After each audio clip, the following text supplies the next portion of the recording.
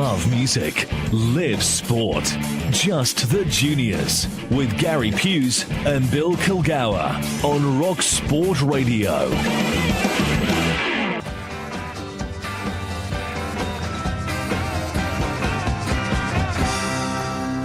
The Rolling Stones, I remember them, and they're still doing the business. Coming to Edinburgh in the summer. I know someone who's going there, and the ticket was astronomical.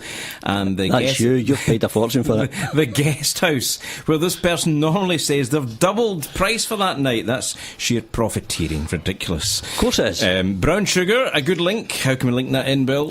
The sweetest guys in radio. Yeah, absolutely, yes. We're too sweet to be true. So this is Just the Juniors. It's RockSport Radio, where we love music, live sport. Good evening, I'm Gary Pews, and he is Bill Kilgour. And we're delighted to be back with you again after a very eventful week in junior football. Of course, a pretty much full slate of fixtures Monday and Wednesday. Scottish Junior Cup semi-finals last week. We now know who the finalists are, and sadly one of them is not Wishaw. You're right. Okay, but let's move on. We're in mourning for Wishaw. The game's so close. Is that why you've got your black on? A league title was decided during the week, in fact on Monday, without the team involved kicking a ball.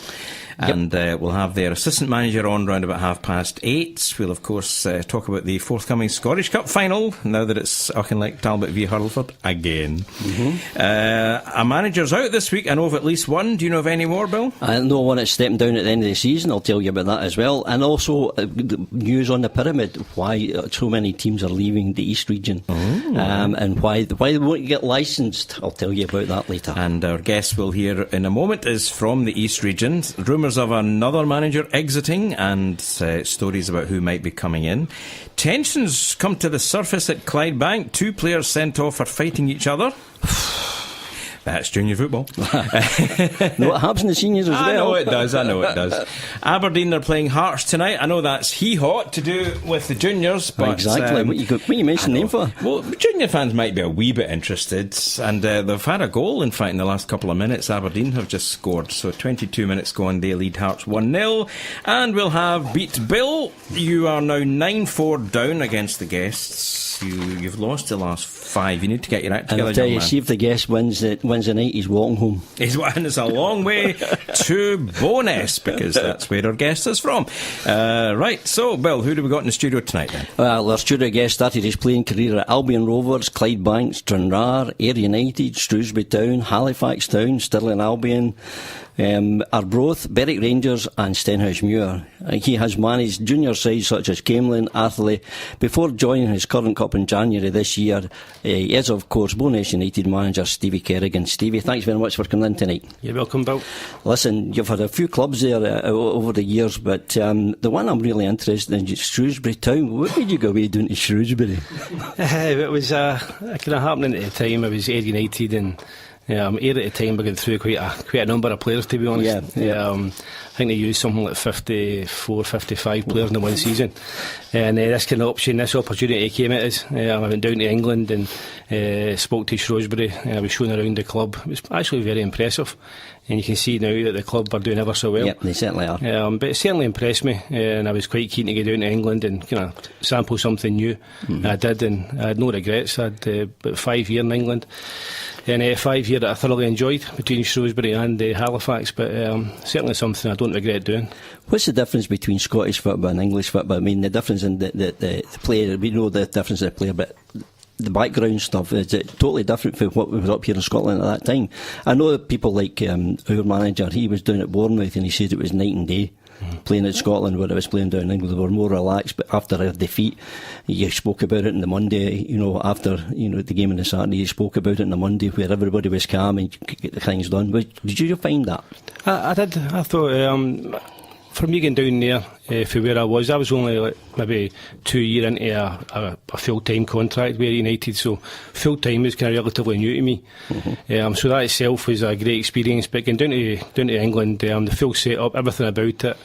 You had training grounds, you had everything about it, for your kit all the way through to the support was bigger, albeit you thought Shrewsbury, had never heard of Shrewsbury really too much. Aye. But you get down there and you're playing in front of 4,000, 5,000, maybe 6,000 every week. Whereas at Ayr, who's, by the way, Ayr are not a bad club, you know, you maybe playing in front of maybe 1,500, a couple of thousand. You think you down to Shrewsbury, it would be a similar kind of support or fan base, but it was nothing of the sort. There's nothing else in Shrewsbury but the football. Yeah. There's nothing else in Shrewsbury but the football. No, it's actually a lovely little village, a lovely town. Yes. It's a fair old size, but I would say, comparing Scotland to England, you know, it's a you can't really compare it. It's a different world. It's obviously far bigger in population. So you find these kind of clubs like the Shrewsbury's and even the little Luton towns of this world. You know, they're getting 7,000-8,000. It's just much bigger and much more organised. It's just a bigger kind of scale. Right. You started at Albion Rovers. Who was the manager that gave you your break at Albion Rovers? It was a guy, Mick Oliver. Mick is now, I think, heavily involved with the Scottish FA. Right. So Mick got me for just playing juvenile football. I'm really heading in no particular direction. I had spells at Motherwell as a kid and Airdrie, but nothing came of it. I went back, just kind of pretty much played with my pals, and then I get kind of put up front, play centre forward. When I was about 17, 18, as I say, heading in no real direction, and then Mick Oliver spotted me and put me straight into the Albion Rovers first team, and from there I didn't really look too far back. So you never got to wash the boots and clean the boots and paint the stadium, did you? No, I didn't. No, I bypassed all of that kind of apprenticeship stuff. I just went straight to the first team. You moved into Clydebank and you played under Brian Wright for a season, and then moving to Stranraer and Ayr United before heading south. You spoke about that. You spoke about the differences, but you headed back up here in 2000 and 2003 still in Albion. Why was that? Was it homesickness or was it? No, it certainly was the homesickness. At the age of 28, I had a problem in my hip, my right hip, and I was told to stop playing. I had osteoarthritis in my right hip, which I ended up getting a total hip replacement at 40, which is quite a young age to get a hip replacement. Certainly but, at the age of 28, I was full-time football, was a good salary. It wasn't an option for me to stop playing football. So I kind of seen out my contract with Halifax as best that I could. And then after that, the real kind of option was to go part-time, full-time. There was no way that physically I could do that. Yep. So I headed back up to still in Albion, but it was really kind of after the age of 28, 29, it was pretty much a downward spiral. The football got a bit kind of painful, so I didn't really enjoy it too much the last few years of my career. Yeah, you had spells with Arbroath, Berwick Rangers and Stenhousemuir before hanging you up your boots. What was it like to stop playing football? Was it an easy decision to make, or was it a hard decision to make? Well, at the end up, I think the kind of heart was telling me to play. I obviously didn't want to stop playing football, but the head was, it was kind of making sense that you want to see me after games. It was beyond belief, waking up at 3 o'clock in the morning for a hot bath just to try and get a sleep. Oh, geez. So it became ridiculous, to try and get a part-time wage. And at the time, it was Stenhousemuir, as you rightfully say, and a good friend of mine was a manager, Des McEwen. Right, and between the two of us, we thought it would be best that, I was looking after the Stenhousemuir reserve team at the time. So we all kind of got to the agreement that, stop kind of flogging me and let me go, let me retire. So that's what I done. In the juniors, you had, if I'm remember correctly, would you not have coached at Athley before taking up the assistant manager role at Camelin? Did you get a bit of coaching there? No. The very first, after I left Stenhousemuir, I went to Camelin. I was assistant manager at Camelin under Greg Denham. Aye. And then it was only for one season there. I took the reins at Camelin for a bit, which I quite enjoyed actually. Did you enjoy that? That's what I was saying, that you left Camelin after a season. Was it a falling out, or was it something you wanted to move on to something else? We done quite well at Camelin. I had a 2.5 year spell there. We came second in the league, won the League Cup. It was just getting to a point where, all due respect to Camelin at the time, the finances was getting tighter and tighter. It was getting ever more difficult to try to recruit the kind of type of player that I thought the club would need to compete. And that's what I wanted to do, was to compete, and it was getting harder and harder, and I just felt as though it was getting more of a chore than any kind of enjoyment I was getting for it. So I came to the decision that maybe it would be better post. 2016 you moved into Arterley. How did that come about, Stevie? Well, first of all, considering you were through in the east. Well, I had a spell with Glenafton with Darren Henderson, and I had seen the West, and I'd moved back to Bo'ness for a spell, and then Craig McEwen, a good friend of mine, got the job and asked me to go back and have a wee spell with Arterley in the West. So I managed to have a wee look at the East and a look at the West. So after that, luckily, I managed to get a wee spell managing Arthurlie, which again was quite enjoyable. And then you left there and you became assistant manager Alan McGonigal at Bo'ness. Right. What was he like to work with? Because he's some character, isn't he? Alan's, Alan's first of all, he's a good friend. He's a guy that I've known for a number of years, and he obviously brought me back to Bo'ness on 2 different occasions, so I'm doing something right. So the 2 years, were pretty successful together. Yep, right. Obviously winning the league and getting to latter rounds of most cups.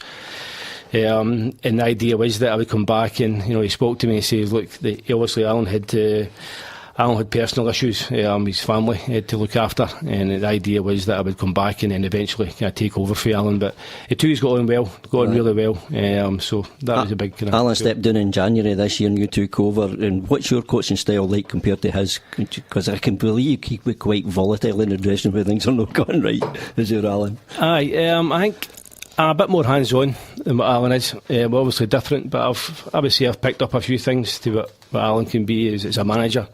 Obviously I was at the club as a number 2 as a coach, so I was quite close to the players. Mm-hmm. So I've got a relationship with the players. I don't think Alan maybe had that relationship that I had with some of the players. So Alan was pretty much very much a manager. It's supposed to maybe be. He'd taken a step back and he left you to do the coaching, and as far as that was concerned, and he was there on match days to do the thing. Very much good cop, bad cop. Yeah, good. Then well, thanks very much. And now Stevie, we'll talk to you in a minute. Gary, that's a man, the other wee insight to the man called Stevie Kerrigan. Man of many clubs, my goodness me. I don't think anybody's painted the Albion Rovers dressing rooms, actually.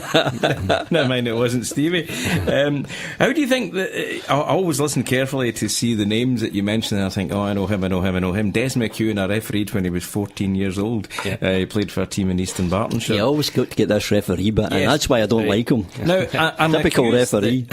Because I've got a wee hunch for Dumbarton, Alec Hosborough says I always try to shoehorn a mention of Dumbarton into this junior football programme. Craig McEwen, did he not play for Dumbarton at one time? Yeah, so there you go.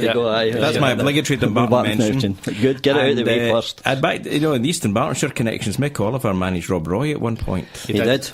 Quite successfully. He was very popular out there. Mm-hmm. So some interesting names that you dropped there, Stevie. I was wanting to ask you about the balance of power between the West and the East. For many years it was with the West, then the East kind of wrestled it away. Do you think it's swinging back to the West now? I think if you look at, to look at the kind of swings, you would probably look at the Scottish Cup. Yes, that's a good barometer, isn't it? Yeah, I would say that over the last few years, we say we're swinging back towards the West without a doubt. I think the West has got stronger teams in depth. But I wouldn't say that the strongest team in the East is any worse than or any less stronger than the strongest team in the West. However, I do feel as though the West have got more of a strength and depth. I would say they've got maybe 8-9 teams that are really, really strong. Good organised teams that are well set up off the field as well as on. And I think through in the East you would probably look at maybe a handful, maybe 5-6. 6 maybe teams that I could look at and say, well, there are 6 teams there that could be every bit as strong as the 9-10 you've got in the West. And do you think this pyramid that Bill was referring to, there's a lot of the East teams are going to be moving away, will that weaken the East region considerably? Well, I don't know how it's all going to end, if you like. Hopefully it doesn't end in tears, but I would think... I think when it eventually the dust settles, hopefully the right kind of solution is there. But I do like the idea that you've got a kind of a pathway into the Scottish Football League. I think that's a positive. So I think there's got to be some sort of middle ground found. I think for junior clubs to jump the now, I feel as though it would be a little bit kind of sharp. I think the guys at the top, and certainly in junior football, really need to get their finger out with a way forward. So the sooner we see that way forward, the better. We can maybe look at it and comment then. But I do like the idea that there is a trap door opened up, and there is something to aim for. And I think clubs such as ourselves would be looking to try and head towards that trapdoor. Yeah, and Bo'ness were one of the big clubs in the East, arguably still are, but I'm sure you'll be the first to admit it's not been a great season. You get on the current table 28 points in 22 games. You picked up a win and a draw in your last 2 games. So what's the target you were set when you took over? Was it wasn't promotion, was it? No. You're in the Super League. So. Certainly in January, the idea was that we were still in the Scottish Cup, so the idea was we would try and make a fist of the Scottish Cup, and we would try and get ourselves safe in the league. We were, I think we were third bottom in the league at the time. So it was not a place where a club like Bo'ness should be. No. So in the 8 league games, I think we've won 4 and drew 2, lost 2. So we managed to get a bit of reaction there, and we're certainly heading in the right direction. Yes, a lot of work to be done, but the Scottish Cup was obviously very frustrating. We got to a really good position in the quarter final, but couldn't see it through. OK, well, thanks so much, Stevie. We'll chat to you more later, I'm sure. And after the break, I think it's time for us to look at events of last Saturday and Monday and Wednesday. Lots to catch up on after this.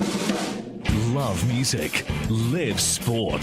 Just the Juniors with Gary Pews and Bill Kilgour on RockSport Radio. The sweetest guys on radio, that's me and Uncle Bill. Uncle Bill, no, it's no old man Bill. Now listen, we have to say we're in hallowed company tonight, because at 9 o'clock, making his debut on RockSport Radio, a young man who, if he sticks at it, might go quite far in radio. Aye. It's Tom Russell. Better known as the godfather of rock. I'm trying not to say The Rock Show, because when everybody says Tom Russell, they always follow it with The Rock Show with Tom. So I'll just say it's Tom Russell, and it is still First Play Friday. Yes. So it's all the unsigned bands, all the new ones, and I'm sure he'll slip in a few classics as well. So we're very much... Tommy certainly will. We're very much looking forward to welcoming Tom onto the airwaves of RockSport Radio, and he'll bring his massive following with him. You've got a big female following. Oh, right, have I? And one of these days she's going to catch you. Right, okay. I'll keep running. Them's the jokes, folks. No very good ones. I want to know what made our guest last week go for Hurlford 1. Wisha 1, because it was absolutely spot on. Well, I'll tell you, he was just hedging his bets. Yeah, it was, almost literally. So 1-1 it finished. Let's talk about the Junior Cup semis and get the pain out of the way, Bill. Oh, aye, please. Let's do the Hurlford Wisha 1-1. By all accounts, Hurlford deserved finalists. Would you concede that? Yes, to a certain extent I would. We were very unlucky in the first game with the goal being off, that it ruled us offside when it was clearly onside. But that's no sour grapes, that's just a fact of life, not. You know. But in the second game we gave as good as we got. I mean, the league, a team 2 leagues above us, and they can only beat us 2-1. I mean, to get to the final, it just shows you the difference between us and them. We wanted it, it just didn't happen for us on the day. And you'll hear when you speak to Derek, listen to Derek, his interview, he was really gutted about it, you know, because he actually thought that we could have done the business, you know. I think we will hear from Derek in a moment. You've had 2 league games since then and you haven't scored. Are you suffering a wee bit of a cup semi-hangover? I think so, but we really are suffering a bit. We get beat 1-0 against Shotts on Monday night, and Wednesday night we drew 0-0 with Rosvale, who were second at the table. And, you know, if we could... if we had scored the chances, we created chances, we just couldn't put the ball in the back of the net. When we hit the post with an overhead kick and things like that, keeper well beaten, it just wasn't happening for us. So we need to sit down and work on the goal scoring aspect. But yeah, it's a wee hangover, I think. Does Derek Holmes, your manager, have many options when you've got all these games? What's the squad size? Well, we've got a squad about 19. You know, it's not too bad. So did he rotate Monday and Wednesday? Yes, he did. He rotated Monday and Wednesday, and he'll rotate again on Saturday, no doubt. But we're now carrying some injuries as well, where the boys didn't really say when they were playing the semi-final. Obviously, you realise that. Yes. What I'll say about is that's very, very common when you're in the Scottish Cup and you get a wee run in it. You tend to find that if teams, you know, the minute you get out the Scottish Cup, there is that kind of hangover. Without a doubt, the amount of teams that, you know, experience that maybe 2 or 3 games after, before you start really getting back into your form. Mm-hmm. Have Bo'ness ever had the backlog that Wish are facing with? Is it 20 games in? Well, it's now down to 18 games in 18 games in about 5 or 6 weeks. 6 weeks. Yeah, no, I can't say I've ever experienced quite a backlog like that. It's been horrendous. Your Bo'ness surf is quite good then, is it? It's very good, to be fair. There's very rarely a game cancelled at Bo'ness. Obviously it's not far from the water, which helps with any kind of frost. But there's also a little kind of slope on the kind of pitch that takes away any kind of water. So it's a good pitch, but which is actually getting ripped up at the end of the season, strangely. But is it really? Yeah, we're getting put in a 4G pitch, which is Always. You're going down that route, are you? Well, it's kind of 99% certain that's going to be happening. Good, that's good. But the reason why is because of the weather this year. It took us 5 games to get the Downfield game on away up at Downfield, and that was a draw, and it took us 5 games to get it on at Wishaw, and then we beat them 5-1, and then we're playing 4th, and it took us 3 games to get the 4th one on, and then we got through there, and Yoker, it was 2 games to get Yoker one on, albeit it was away. It was just so many postponements. It's so frustrating. And replays. Who was the guest last week? Was it Gordon? That memory's gone. No. Remind me. No, it was Cumnock Rob Boy's manager. Yes, Stuart Maxwell. Stuart Maxwell, yeah. Well, Stuart got that one spot on, 1-1. I said it would be 2-1 Huddleford. However, I'm going to claim the other one because Lochie and Talbot, I did think that Talbot would turn that over, the 1-0 deficit, and I went for 3-1. Stuart Maxwell went for 1-0. So I went for... you thought Lochie would double the score, right? Make it 1, that would go through 2-0 so on for a change, you had a bad prediction week. Yep. So I had a good one, and Stuart Maxwell had a good one too. So that's our finalists, Auchinleck and Hurlford. Just before we chat about that for a brief moment, shall we hear the reaction of last week's managers then? Yeah, please do. Well, first of all, the reaction of a gallant run in the Cup, but ultimately it's all come to an end for Derek Holmes, manager of Wishaw. It's disappointing. Thought the players were exceptional over 180 minutes. I thought they'd done really well, and it's a disappointing one to take. So, but we need to get ourselves up for it. So we'll get the players up, and there's another big game coming up on Monday. What do you think was the difference today? They put Ross Robertson in place. He was hustled and bustled up front, and he scored the goal in 22 minutes at the back post. Do you think that was the difference? I thought the game was kind of even. They scored for set piece. We got a penalty. There wasn't much in the game. I thought we kind of huffed and puffed. Wasn't many chances. If you're going to say any, probably the better chances. But I think over the 180 minutes, I thought we probably maybe shaded it and probably should have got something. When you got the goal, the penalty, you were on top just before half time. I mean, it came just too late. Do you think if you had another 5 minutes, you wouldn't have maybe went in 2-1? Possibly. We scored, as we say, we scored the penalty, and the boys, they were. It was like the Alamo. They were creating. We were just unlucky. Maybe again, as I say, the old cliche, on another day it goes in. We'll take the positives from the game. The lads were exceptional. I said that in the changing room. They're a credit to themselves, they're a credit to their club, but it's just football come back to bite you in the bum sometimes. 20 league games to go, so you'll need to get them up on Monday because you're away to Shotts, and then the following Wednesday you're at home to Rossvale.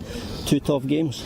2 tough games. They're disappointed now, but we'll get them up for Monday, and we've just said to them there, just think of how you're feeling that again, that feeling in the changing room. You don't want to be sitting there again feeling like that, so it's up to themselves and up to me and Brian to pick them up, pick ourselves up, and we can have a good league campaign. Derek's quite laid back, actually, Bill, so you never know whether he was up or down. You can tell. Can you tell? Yeah, I can tell. But speaking to him after that off air, I mean, I'll not say what he said, but he was really, really gutted about it. He would be. So Darren Henderson, he'd be pretty happy then to get through Darren was delighted, obviously, and they say a few complimentary words about Wishy as well, but you can say that when you're winning, can't you? Well, I suppose you can, yeah. Well, let's hear what he had to say after the game last week then. Absolutely delighted, Will. It's been a hard old road, for Nairn St Ninian in the first round to we had 4 East Coast teams. We had Haddington, then we had Musselburgh, then we had Sauchie, then we had Bowness, and then, believe it or not, that was our toughest, without a shadow of a doubt. And Musselburgh run us close, but that day was real hard. And the Bowness one as well. I mean, we scored 2 late goals, but that game was always in the balance right up to the last kick there. When we were nervy. Again, like last week, we started the game really well, got ourselves in front in the first half. This time we've lost a poor goal. Probably a well-worked corner. For Wishaw, would probably work on because they done it to us last week as well and nearly scored. So we didn't take heed, and we warned them about it. So, and Boy Maguire stuck it away with a plum. Great finish. And then start the second half. Danny's the chance, good save with the goalie, and then Tazis hit the bar, and then you think, this is getting nervy. It could be one of the days because we know what it's like. We lost to Auchinleck over 2 legs, and then we lost to Pollock in penalties, which was a sore one. We're lucky this year. We're on the right side of the result, but massive. thought it was good to Wishaw, even after the game, you know, which really sends it home. I mean, every player to a man of the Wishaw, the committee, yourself, the management come up and they congratulated us, wished us well. There was no sour grapes, no nothing. That's great to see. You know, it's brilliant. You know, Wishaw, obviously, you're there, Bill, and you helped run that club. They're going in the right direction. And I thought over the 2 legs, they gave us a fright. Don't get me wrong, it was tough. We made a couple of changes this time, and the difference for me was Ross, the guy who scored your goal. He hustled and bustled their defence up there. They didn't know how to handle them in the first 45 minutes, and I think they ran out of steam in the second 45 to hide it a wee bit. But I think that was the difference today. Roscoe's a massive player for us. You know, I had Roscoe the last time we won the Scottish, and then I left to go to Troon, and I got him back. And Roscoe had a few injuries, and he'll tell you himself he just wasn't in the right condition. But I'm getting him back week by week. You know, come final time, Roscoe will be, you know, back to his A1 best, and he's a threat. You know, he's an old-fashioned type striker. He backs in.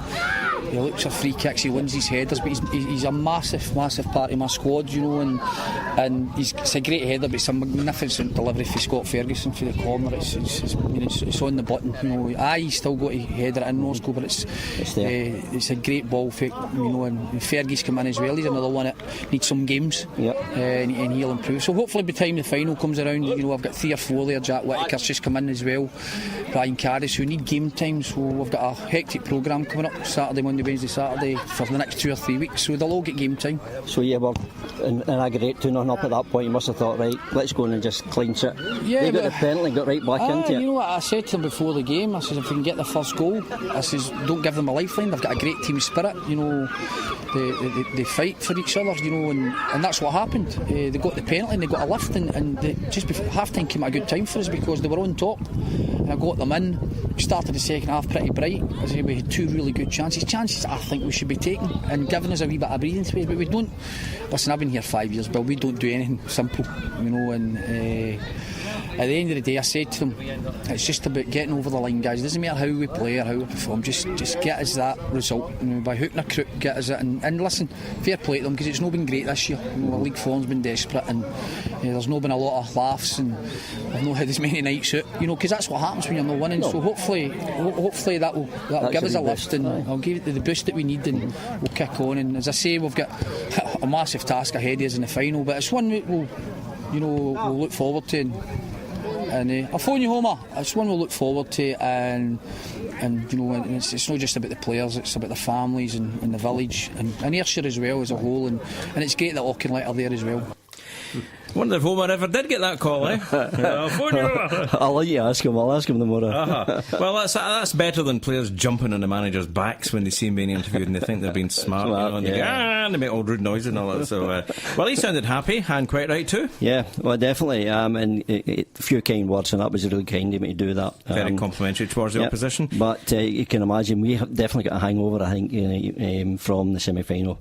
We need to do something to start tomorrow. We got a point, you know, that's a start. We got a point on Wednesday night, so we need 3 points you tomorrow. drew the league leaders but not now, and yet you lost at shots. Aye, and you're slipping down that table. Aye, we're 4th bottom now. You know, we're in trouble at the minute because 4 go down this year. You'll probably get enough to stay up, I would imagine. What is it? 10 games we've played now, Gary? Yeah, 10 games. Yes, you have loads to go. You're not even halfway or near it. No, nothing like it, is it? Goodness me. So.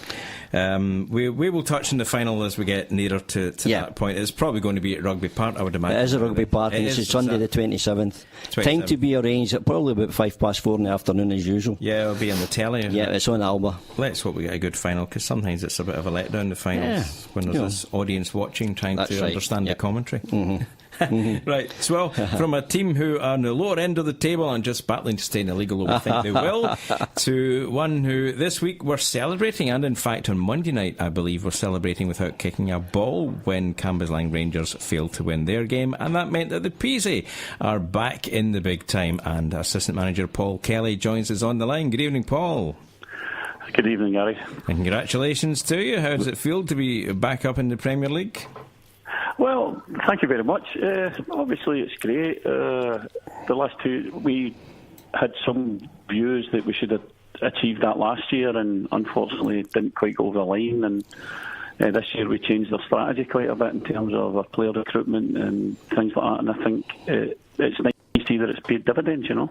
And you've won it with a few games to spare, so we've been saying in the past few weeks you looked odds on to do it, but there's always that feeling, I suppose, that you're a target and you could dip a wee bit, so you did very well to keep it up, and well, you're up with, as I say, quite a few games to spare. It must be quite a good feeling. Oh, it's an excellent feeling, but as you say, the anomalies of the junior game are such that, you know, we've got 3 games left and there's teams with 10, 11 games left in our league and things, and you're thinking, oh, they could still catch us, they could still do this. And you're thinking, you know, when you really feel that it's maybe time to relax, and you don't get the chance to relax because you're looking at everything else. But now that the dust is beginning to settle, you're saying to yourself, we could win this league by 15 points, but it's not until the last third keep that the 4 games remaining you get a chance to actually enjoy it, you know. Paul, Bill Kilgour here. We spoke to you earlier and thinking about your win. Well done, fantastic result. Thank you. You only missed out last year by 2 points at one point. I can't remember. When I was speaking to Will later on, he said it was his fault they missed. Obviously, it wasn't his fault. I was right. No, but we 4 games to go. Are you going to be trying to blood some new players in there? You know, younger guys, because I know you wanted to go down that route last season. Yeah. Well, obviously we did in terms of our recruitment this year. You know, the player. If you look at our squad this season, our average age has certainly come down, and we've got 5 or 6 players in the squad, and players that have made a contribution, quite frankly, who are all either 20, 21 age range. So we've did that this season, and certainly we don't see any reason to change that recruitment strategy. However, we've also been informed by Albert, our resident statistician, that, you know, we've got 4 records that we could achieve if we were to win our last 3 games. So that's good. We you know, it's one of those balancing acts where you need to keep the players professional, because, you know, if somebody pays into watch, then they're entitled to get everything that the players have. But at the same time, you've got to look at 1 or 2 of them may decide, you know, I can pack the tools away and get a bit of relaxation, and for the last 3 or 4 games, the last 3 games. So it's a difficult balancing act, but certainly from Willie and I's perspective, we'll be looking to set those records, you know. But getting up into the last 3 games and set those records. Yeah, but getting up into the Premier League though, the next season, you'll need more experienced players in there. Is that something you'll be looking at? Oh, absolutely. I mean, at the moment, obviously, like every other manager, we are speaking to players that we feel can bring that, you know, that can maybe fill a wee gap in the jigsaw for us. And certainly in some of those instances, it's about bringing a wee bit more experience. I think experience itself is not enough, though. You know, we need experienced players that are going to come and still have some hunger, have the hunger that the young players have shown. And, you know, I look around our dressing room at even the more experienced players like Murch and Kennedy and Gold and things like that. I would struggle to find anybody hungrier than them, I think, anywhere in West Region Junior football. So, you know, certainly we need a bit of experience. We're going into the top league. We were playing against some high quality sides, but you can't just come with experience. You need to bring a bit of hunger and match the hunger of some of the younger guys that feel as if we've got something to prove, you know. Paul, we'll get Stevie Kerrigan and Bowen in the studio. Have you guys paths ever crossed? Not that I'm aware of, although he did have a few clubs there. I'm sure we bumped into each other at some point. Well, I heard all those clubs. I thought they must have at some point. Yeah. Maybe, yeah. How you doing, Paul? Hi, Stevie. How you doing? I'm fine, mate, I'm fine. Paul, congratulations. A great achievement for you this season. Thank you. Well done, well done. I actually seen you this season once, Paul. It must have been maybe one of your off days. We were playing Glencairn in the Scottish Cup, so I came along to watch his. Oh yeah, and it was probably. Game will be beaten this season, Stevie. Aye, but to be fair, that will probably give indication of how difficult that league can be, you know, and for you to go to the games now 23 and having only lost 1, which obviously was that day. So it's a difficult league to come out of. So fair play to you, well done. Funny enough, you mentioned Glencairn there, Paul. It was Glencairn on Monday night where you clinched it without kicking the ball when Cambuslang Rangers lost. Did you have anybody at the Celsius Stadium for that one? We actually had we didn't know at the time, but we had a couple of fans there. But no, we were just training. We had the boys in for training on Monday night, and we just trained as normal in preparation for the game against Larkhall and Wednesday there. Which you won 4-2. We won 4-2, yeah. But it was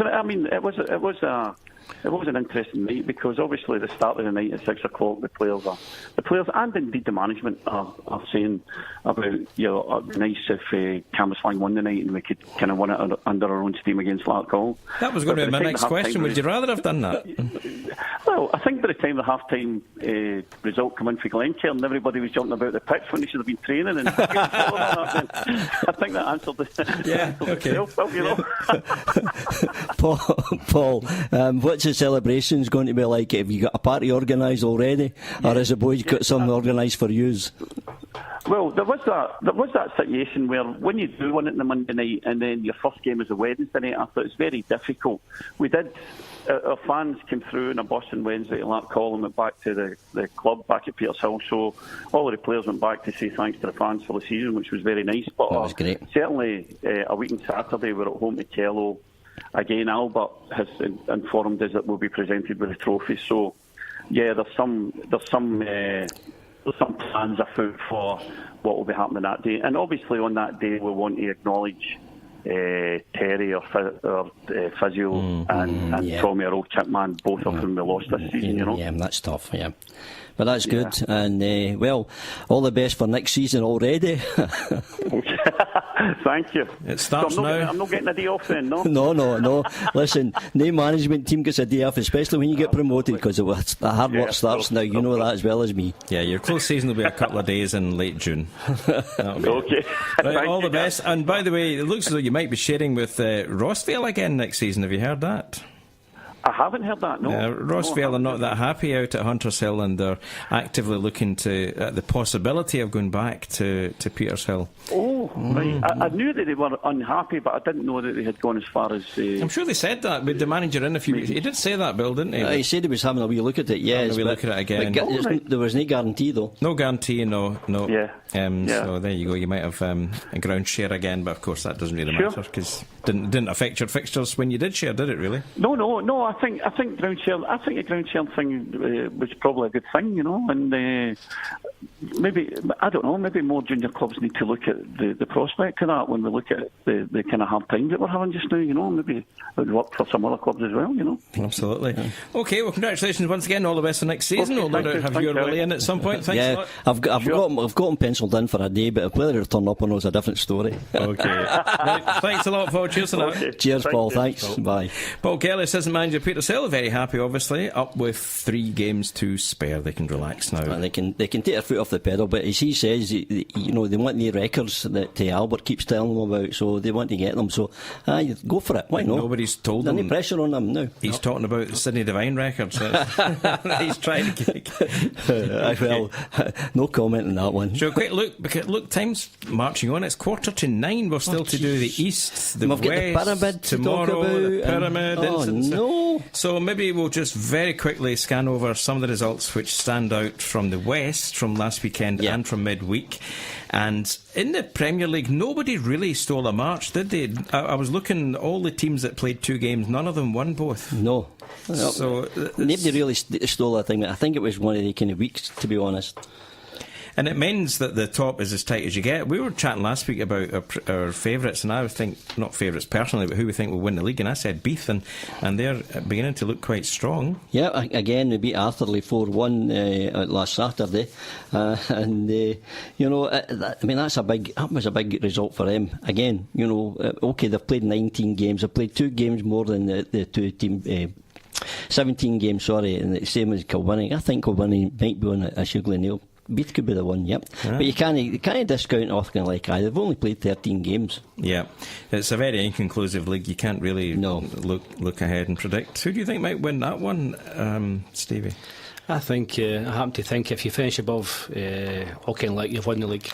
I think if any team manages to finish above them, it's been a great season, and you'll probably be champions. Aye, yep. So in the first division, we touched on Petershill winning the league, and there was a lot of games on Mondays, a couple on Wednesday as well. So anything stand out from those ones? Cumbernauld are on a bit of a roll, you noticed? Well, that's what I'm going to say. Cumbernauld United 4, Kilsyth Rangers 1. Now, after that game, I can tell you that Chris McGroarty and his management team resigned from Kilsyth Rangers that night, and were asked to go away and sleep on it. When he got up in the morning, he felt even worse, so he said no, he's not coming back. So they're out of the equation. Was that a surprise? It was a surprise because we were told when Chris was leaving that they were going. It was a 3-year plan. They had this to do. They were going to build, and he didn't matter where they ended up in the league this year, as long as they stayed in the league, and just build on it, and then the following year try to progress, etc., and get his own players in, because he went in there when it was somebody else's players, and that's tough for anybody. But I just don't know. It just happened out the blue, And their old friend Jim O'Donnell from the Evening Times has reported there's a name possibly in the frame. Yeah, Martin Loughlin. Yeah, he was one of our assistant managers when we got promoted, Martin, and he was at East Kilbride, as you know. He got that record off of Ajax and things like that, and he's a good guy. But does he want to come back into junior football after being a taste of the seniors? I don't know. Well, he says he would like to, but no point in making the jump if it's not the right job. Right. Could be the right job. It could be, but I don't think. Great ground. Yeah, I think he's looking for something like up in the Premier League, a team up there. I think that's the only way he would come back into juniors, to be honest. And he is a bit sore from what happened at East Kilbride. Of course he will be. He really is. That's a bit of a mystery, that one. I can also tell you as well that Gart Cairn will be looking for a new manager come the end of the season, because Davy Gregg isn't standing down at the end of the season. Davy gave no indication of that when he was with us last month. No. I don't know what happened. I spoke to Davy, but he wasn't any forthcoming. He was just saying that things have taken a turn, so he's looking to move on and do something else. Mind you, he's got them promoted. Yes, I was going to say, what a time, an unfortunate time to go, now that they've, after a few years of trying, they've finally made it up into the Central First. And that's him getting another promotion on his CV as well, so a big job maybe back, maybe Scythe Rangers. Maybe we look into that. Never thought of that one. Quite possible, yeah. Right. Distinct possibility. Or maybe even Chris going to Gart Cairn. It could be something along those lines, The intrigue. Oh yes, the mystery thickens. I think with regards to Martin Loughlin, I think he's had a good a bit of success with East Kilbride. Yeah. Pretty much unrivalled. They weren't too much a challenge for the kind of the titles and trophies that he's won. But he also had a great success with Rossvale, 2 promotions, winning champions, the second division and the first division, to get them to where they are. And with all due respect to going to Kilsyth, I feel as though it would be a different job altogether. Oh, aye. Going to a club such as Kilsyth, where maybe their targets and their aims might not be able to get backed up with what they can give the manager, to be honest. Aye, fund-wise, it's a tough job. It's a tough gig. It doesn't matter who gets that one. I would think losing at home to Maryhill 2-0 was a nail in the coffin for that one, a Wednesday night for Scythe. Well, no, actually he resigned on the Monday night, so then he went before it. Yeah, there was a... Aye.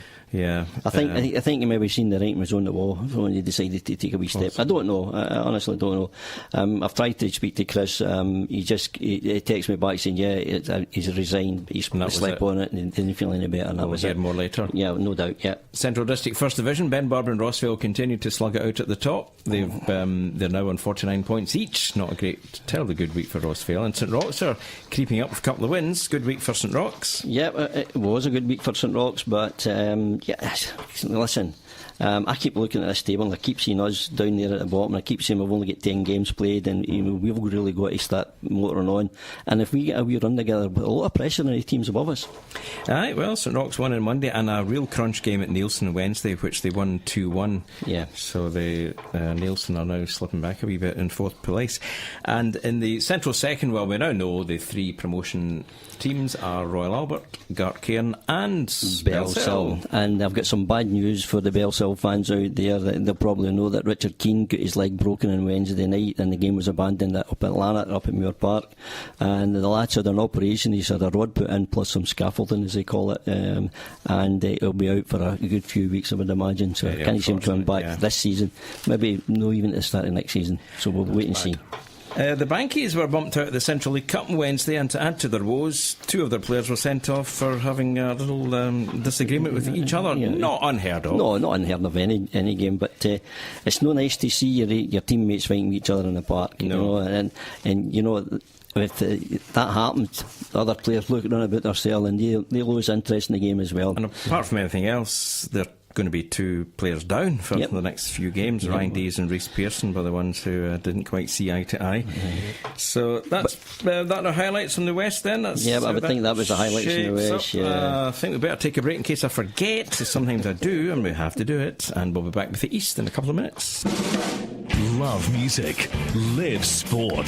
Just the Juniors. With Gary Pews and Bill Kilgour on RockSport Radio. And they've just started the second half at Pittodrie. It's now Aberdeen 2, Hearts 0. The goal scorers Anthony O'Connor and Gary Mackay-Stephen. Dons look as though they're going to go back up into second in the league table. So, the East last week then, Bonnyrigg Rose and Linlithgow continued to slug it out in the Super League. It's looking like between those two, Pennycook maybe get a chance, but they've played more games. Yeah, I think, well, Stevie will tell us better. What's Pennycook's chances now against the two of them? Yeah, I think they're slim. I think Pennycook maybe are just going to... shot their ball. I would say so. I think between Bonnyrigg and Linlithgow for me. Do you think by Brado going back into Linlithgow that's given him a wee lift? I think it certainly has. I think Brado knows the club. The lads know him. Yep. To be fair, he's in there. He's asked for a reaction. He's got one. Yeah. What he has got though is a strong Bonnyrigg Rose team ahead of them now. So it's going to be interesting to see how that one pans out. In the Premier League, Fauldhouse are beginning to make inroads on the considerable number of games in hand they have, but they had a big setback at Blackburn, losing 1-0 midweek. Big JC will be really disappointed with that one, considering he had targeted the likes of Blackburn, for 3 points. These are the sort of games you need to win, isn't it? Of course they are, because you've got to battle them out, haven't you, Stevie? Absolutely. Games like that, if you're going to get promoted, they're the kind of types of games that you would go kind of full of confidence, expecting to get 3 points, but sometimes you go to these places maybe overconfident and maybe you just don't turn up, and I think maybe that's what happened in that occasion. Musselburgh continuing to romp that league. The two Dundee teams continue to set the pace, and I think will do so until the end of the season, because it's only a couple of games left in the north. And in the south, Pomfrey and Edinburgh United, it continues to be no major shocks there, I don't think. Massively favourites is Pomfrey, obviously, in that one. So we might not get time to look at this week's fixtures, because we promised some Pyramid news and we've got some. Yes, we have. This is a statement from Dundonald Bluebell, and I'll read it out to you. After careful consideration, Dundonald Bluebell have requested the East of Scotland League that their membership application for this league and the association be deferred until the start of season 1920. The club has been committed to the pyramid system and working towards maintaining a licence criteria, and they see their future pathway for Dundonald into the seniors. Our decision to defer is basically in four folds. One, to allow time to upgrade our facilities over the next 12 months and receiving advice on that requirement to meet the standards. Two, the time period will also give us time to establish an under-20 youth team, and it will feel... and which we will feel will be a great benefit to the club. Three, and this is a major decision why I think they've decided, the decision has been influenced by the information received by the SFA suspending current licence applications for all clubs which concern us in terms of delay of timescale impacting on our project plans, with no guarantee of this current situation being revoked or any guarantee it will be lifted to the status quo would prevail. And four, financially, it is only benefit of our club to be licensed at the start of any pyramid. And that comes from Alan Harland, the general manager of Dundonald Bluebell. So what they're really saying is the SFA have put a block on any team leaving the juniors to go to the East of Scotland League, and I think that is why they've put a suspension on the licences. Interesting stuff. And you're there tomorrow, aren't you? I'm indeed, yeah. I noticed, yeah, you're at. You can ask them about that then. Ask if they want to come on the radio next Friday. you can do a production for us then. Yeah. Also, I can tell you that there have been 11 teams in the East of region going to the East of... have applied to the East of Scotland League. Well, what's going to happen now, I don't know. OK, let's do Beat Bill in the 90 seconds we have left. Bill, you can start. The World Snooker Championships are underway, of course, this week. There are now just two Scots left after Anthony... nearly gave you an answer. After Stephen Maguire was knocked out. Who are the two? Anthony somebody or other. And John Higgins. Right, I'll give you 1 point. It's Anthony McGill. Right, OK. Josh Taylor, Stevie, will take on Victor Eastall in Glasgow in June for which boxing title? If you can get one of the words in it, because there's so many, I'll give you a point. If you get it right, I'll give you both. Welterweight? No, any idea? Heavyweight? No, it's lightweight. You all went the wrong way. Super lightweight. Yeah. Right, Bill, who announced that this might have been today actually, that he's going to leave Barcelona at the end of the season after... Iniesta. Yes, indeed. You might win this week. Incredible. And thanks. Shock. The Formula 1 Grand Prix is on Sunday. The next one. Where is it, Stevie? Come on. You're not into Formula 1? Okay. Any idea for a bonus? Monaco. No, you'll never get this in a month of Sundays. It's Azerbaijan. Oh, no chance. Did anybody know they had a Formula 1 Grand Prix? Aye, well, there you are. So, Bill, you've won. Incredible. 3-0. But I want to do the junior question just for a laugh, because I had it already, and we've got 20 seconds to do it. At this grounds, when the heat rises, the tempers flare, but it can get... It's the Celsius Stadium. Get it? Celsius up and down. Like that's us. Look, Tom Russell is next with First Play Friday. Enjoy your first show, Tom. Great to have you here. Yes, Tom, we'll enjoy back it. Next Friday at 8 with Just the Juniors. Love music, live sport. Just the Juniors with Gary Pews and Bill Kilgour on RockSport Radio.